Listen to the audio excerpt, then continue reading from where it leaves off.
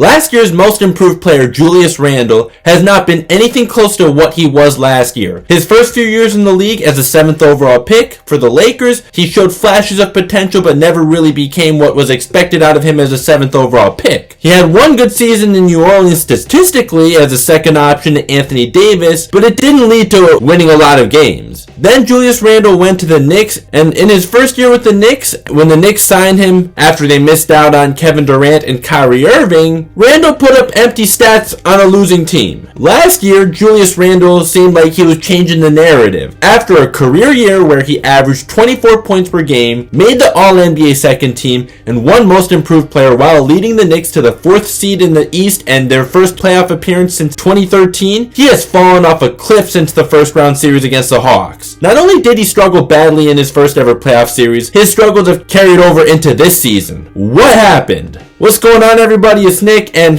hope you guys are doing great. If you could please take a moment to consider hitting the like button to help out with the YouTube algorithm, I'd really appreciate that. If you want to consider subscribing and hitting the notification bell for more sports content from me, follow me on social media, as the links are down below. I'll follow back. That'd be much appreciated as well. So let's continue. After Julius Randle had his career year last year, that got him a 4-year, $117 million extension from the Knicks. Julius Randle has gone from averaging 24.1 points per game on 45.6% from the field and 56.7% true shooting percentage to now just 18.9 points per game on 41.4% from the field and 51% true shooting. And the Knicks are currently not even in position to be in the play-in tournament. Also, while Julius Randle's turnover average is the same as it was last year, his turnover percentage has gone up even with his usage percentage going down. Last year, Randle also looked like a much improved 3-point shooter, shooting 41% from 3 on a career-high 5.5 attempts per game last year. Now he's shooting just 31.2% on the same number of attempts per game this year. How did Julius Randle have such a big drop-off? Could it be that no fans in the arena greatly benefited him, and now that he has the pressure and expectations on him, he's crumbling under pressure? I think fans affect everyone differently, and if it really was that much easier for everyone to perform without fans, I don't think the Clippers or Bucks would have choked in the bubble in the second round, especially the Clippers the way that they did. There's no question it can also greatly benefit some guys, and Julius Randle, it seems to have greatly benefited him. Now with the fans back in the arena, he's definitely come back to earth. Whatever you think of it though, one thing that's undeniable is that fans in the stands absolutely do make a difference. Last year, Julius Randle was making a lot of tough shots that he's not making this year, and this is where fans are very likely making an impact, as fans seem to be getting in Julius Randle's head. It seemed pretty easy to get in his head from seeing him give the thumbs down in response to boos. What kind of shit is that? You need thicker skin than that to play in New York. The fact that you're actually that bothered by fans booing you when you're not playing well. The New York Mets had a problem with this just this past season with Francisco Lindor and Javi Baez, and now here we are seeing it with Julius Randle. New York has booed their all-time greats in every sport. New Yorkers are tough and they demand a lot, and when you don't play well, yeah, the boos are coming whether you like it or not. So with that said, when you chose to play for the Knicks in 2019, you should have known what you signed up for when it comes to how fans treat you. New York has a reputation for being harsh. When you play well, they're gonna back you up, and when you don't play well, they're gonna be hard on you. Just ask anybody who's ever played New York before. Do I think sometimes it can get toxic? Yes, but in this case, the boos were absolutely well deserved because you have not been playing well and the team's not winning. Fans getting in Julius Randle's head is definitely not the entire story though. Going back to that playoff series against the Hawks when the Hawks threw double teams at Julius Randle, he couldn't do anything. When you get double teamed, you have to make quick decisions, and Julius Randle just couldn't do that. Early on in his career, he struggled using his right hand as a lefty. He seemed to have fixed that, but then in that playoff series against the Hawks, his right hand went right back to what it was before, just totally ineffective. But let's really focus more on this season, since that playoff series was just a preview of this year. That's something the Knicks had no idea it would be when they gave him that extension. The thought process was, obviously, it's just one playoff series, he'll bounce back. That's not what happened at all. Now, 18.9 points per game sure doesn't sound that bad, right? Well, it does if you're supposed to be the best player on a playoff team and when you're not even shooting 42% from the field and your true shooting percentage is just a little bit above 50% and when your team is not winning games. Not only that, it's also quite a huge drop off from last season. And also the Knicks not even being in position to make the play-in tournament right now if the season ended today is certainly not a good look either on Julius Randle since he's supposed to be the franchise player. And I'm a believer that when you're not winning, you have to hold your best players accountable a lot more often than not, and in this case, yes, Julius Randle absolutely has to be held accountable. I also have to bring up that Julius Randle is averaging 5.1 assists per game this season. That may sound pretty good for a power forward, although it is less than what he averaged last season. But not only that, don't let the stats fool you. Julius Randle is a ball stopper and he's not good at passing out of double teams. Assists are really not the best way to determine how good of a passer you actually are. And they're also definitely not a way of determining if you actually make your teammates better. Julius Randle has also fallen off defensively. He came into the league not known for his defense while at Kentucky, and it wasn't until last year when he seemed to finally become a respectable defensive player. This year, he's come back down to earth on defense as well. How much less efficient he is on offense now has not been made up for at all on defense, as he's given a lot less effort on defense. On both sides of the ball, the Knicks are actually better with Julius Randle on the bench, according to advanced stats. Now, if you're not new here and you've watched my videos for a while, you know I'm not the biggest fan of advanced stats when they don't have context. However, from what I've seen this year from Julius Randle, I think the advanced stats are pretty well backed up. I think that they do give a pretty accurate depiction of what's actually going on, that the Knicks actually are better with Julius Randle not on the court. This latest game against the Cavs is absolutely proof of that.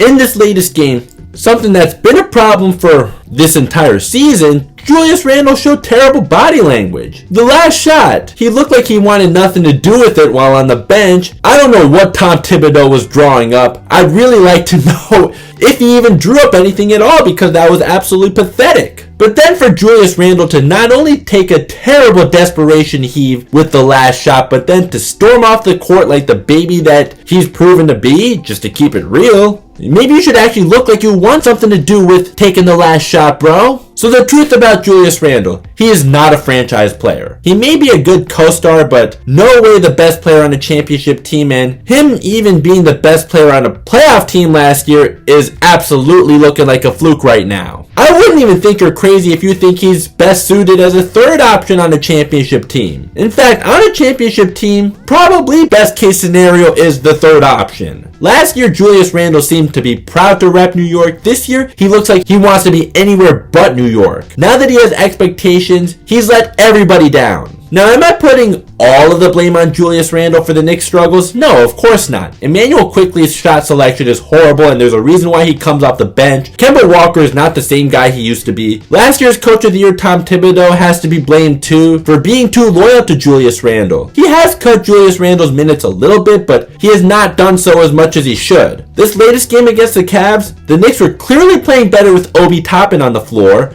and Tibbs decided to go with Randle instead for the last minutes of the game. Tibbs, you cannot play favorites. That's not going to win you games. You have to do things differently. Even though Julius Randle did not play well against the Cavaliers in a loss, this latest game is far from his worst outing of the year. Just a few games ago, he only scored 4 points against the New Orleans Pelicans, who have the 26th ranked defense. Those 4 points all came in the first half, and he got teed up over a no foul call that happened earlier in the game, right after he made a great hustle play. Luckily, Brandon Ingram missed a technical free throw, but Randle would still only take 2 shots and be minus 20 for the Knicks in the third quarter before not even playing the fourth quarter. Worst of all, he won't even talk to the media. Be a professional! RJ Barrett's only 21 years old. While he didn't exactly have a great game against the Pelicans either, at least he was actually willing to face the music. Oh, let's not forget the game against the Pistons where he only scored 5 points on 2 of 11. It was minus 27 for them.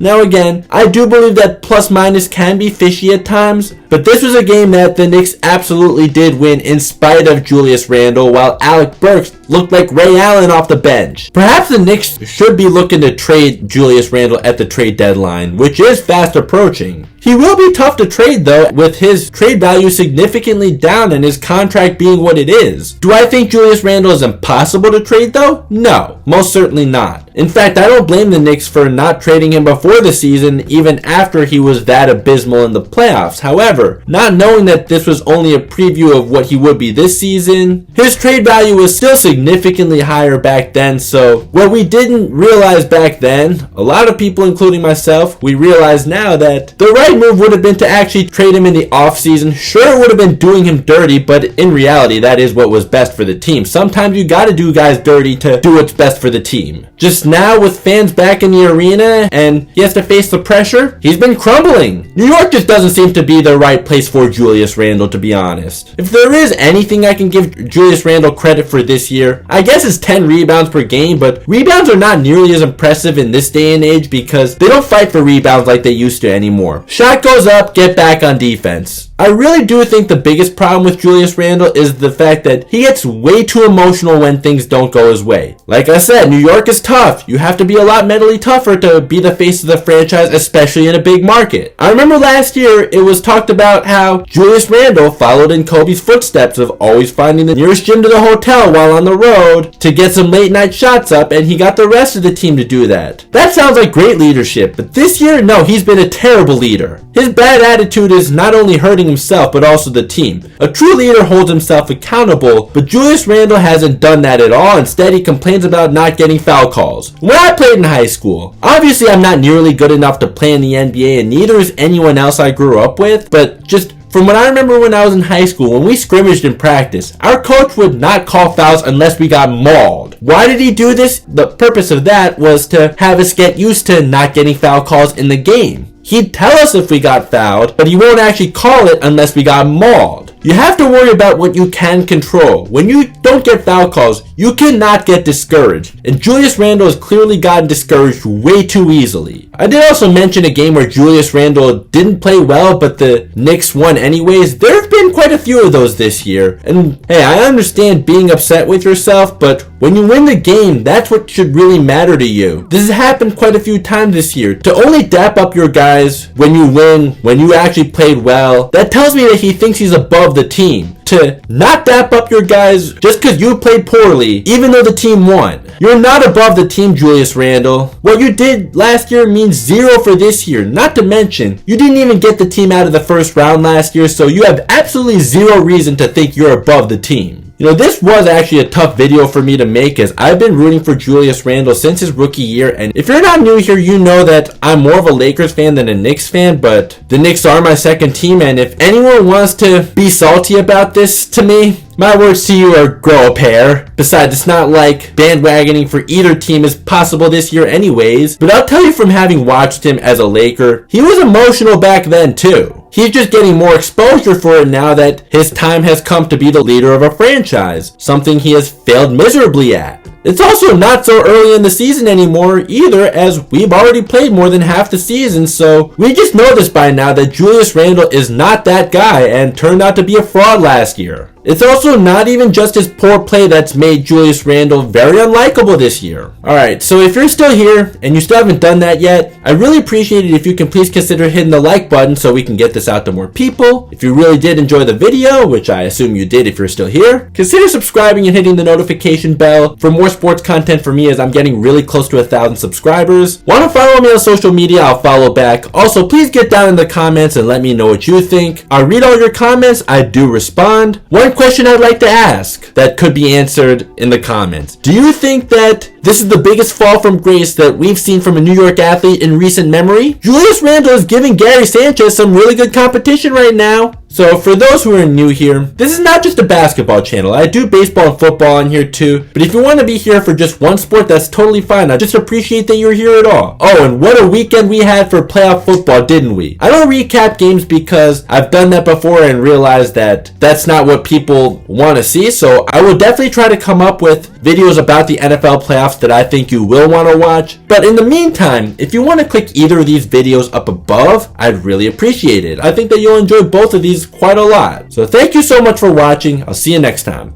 Peace.